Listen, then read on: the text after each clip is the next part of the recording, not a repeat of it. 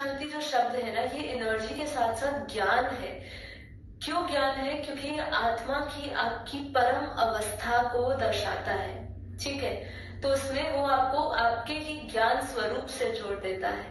ठीक है, ये केवल और केवल अपने आप में एक शब्द, एक एनर्जी नहीं, ज्ञान वर्धक है, पूरा ज्ञान से भरा हुआ है। ये आपके ज्ञान स्वरूप से जोड़ने का ये एक माध्यम है, एक ब्रिज है।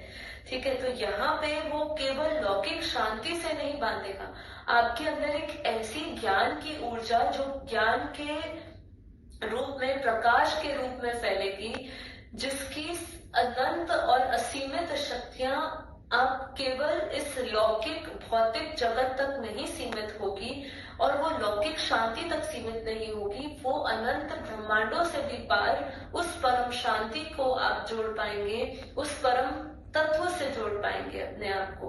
ठीक है, तो यहाँ पे कहा कि वो सामान्य या लौकिक शांति की सोच से भी परे है। यह सामान्यतः ऐसी दशा को सूचित करता है जिसमें अतरंग शांति, समरसता और शांति का जो शांति है, जो बाहरी परिस्थिति या उतार चढ़ाव से प्रभावित नहीं होती है।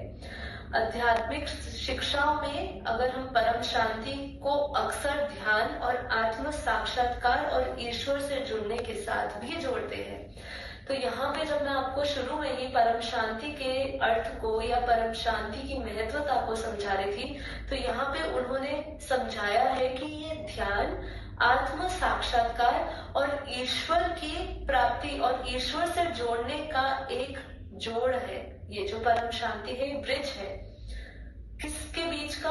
आपके एक तो ध्यान की अवस्था में जुड़ने का, गहरे ध्यान में जाने का, जैसे कि आप ओम बोलते हैं, वैसे परम शांति, परम शांति, परम शांति है, परम शांति है, बार बार इसको बोलिए। ऐसा भी साइंटिफिकली भी एक जगह पे, मैं जब इसको गूगल सर्च कर रही थी तो वहां पे एक जगह पे मैं पा रही थी, क्या लिखा था, मैं उसको इंग्लिश में पढ़ती हूँ।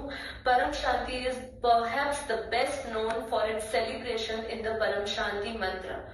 It is said that through chanting the Param Shanti mantra 50 to 100 times every day, a yogi will be filled with its vibration of peace.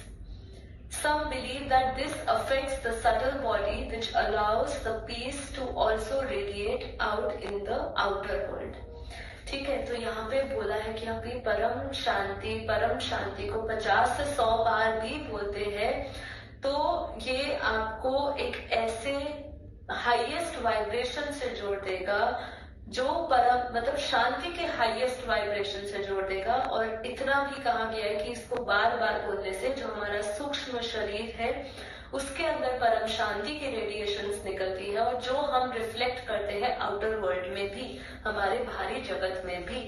तो इसीलिए इसको क्या बोला है कि ये परम शांति आपको आत्म साक्षात्कार से भी जोड़ता है। इस शब्द को आत्म साक्षात्कार से जोड़ा गया है।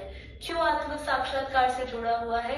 क्योंकि ये सेल्फ रियलाइजेशन के टाइम पे ये वो हमारी अवस्था ही है।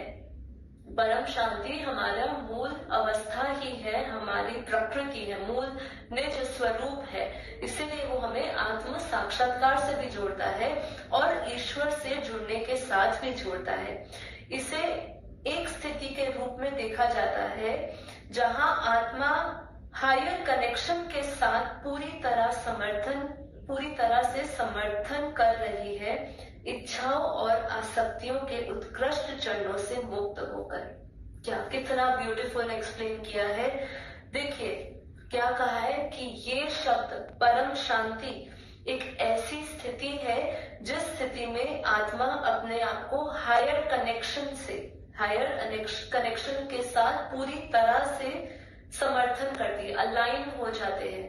हम कहते हैं ना कि हमें अलाइन होना है, यूनिवर्स की पावर से अलाइन होना है। बट यहाँ पे यूनिवर्स की पावर से अलाइन करने की बात नहीं कर रहे, हाईएस्ट ऑलमाइटी अथॉरिटी, जो परम सत्य, परम पिता परमात्मा, जिसको कई लोगों ने ईश्वर कह दिया, किसी ने भगवान कह दिया, किसी ने अपना इष्ट बना दिया, वो जो परम पिता परमात्मा है ना, उस परमपिता परमात्मा से हम अलाइन हो जाते हैं, उनकी एनर्जी हमारी एनर्जी अलाइन हो जाती है, और जब हम उनसे अलाइन हो जाते हैं ऑटोमेटिकली उनकी हाईएस्ट पावर हमारे अंदर फ्लो होनी शुरू हो जाती है।